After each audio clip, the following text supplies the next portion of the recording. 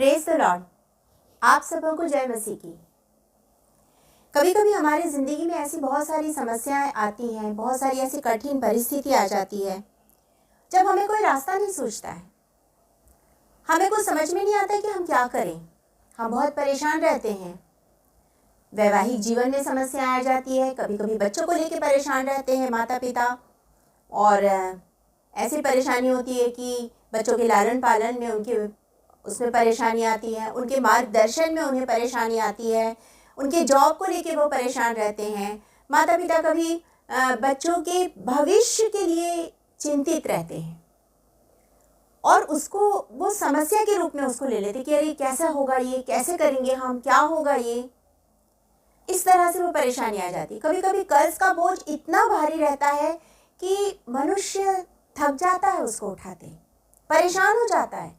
उसको समझ में नहीं आता है कि मैं क्या करूं, मेरे ऊपर कर्ज का इतना भारी बोझ है और इस बोझ को मैं कैसे उतारूं। वो अपनी तरह से बहुत कोशिश करता है लेकिन वो उस बोझ को नहीं उतार पाता है।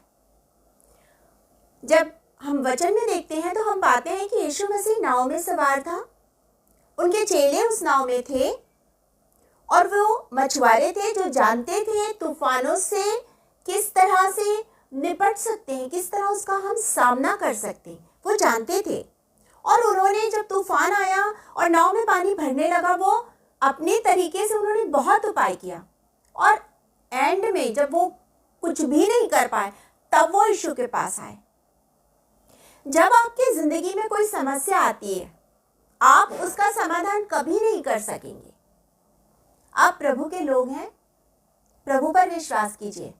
आपकी हर समस्या का समाधान सिर्फ और सिर्फ प्रभु के पास है। जब आप उसके पास जाएंगे, वो आपकी समस्या को सुनता है, वो आपको उन समस्याओं से बाहर निकालेगा क्योंकि वो भला पिता है।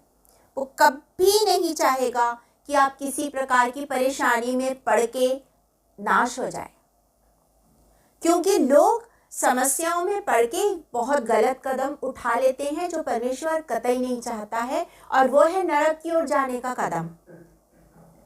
अपने आप को नुकसान पहुंचाते हैं और नाना प्रकार से गलत रास्ता अपना लेते हैं, तो वो चीजें नरक की ओर लेके जाती है। और परमेश्वर बिल्कुल नहीं चाहता कि उसके बच्चे जिसे उसने अपना स्वरूप दिया है, अपनी श्वास दी है, अपनी आत्मा दी है, जिसके लिए अपने इकलौता बेटा तक दे दिया है, वो इन सब चीजों को परे करके उस विनाश की ओर बढ़े।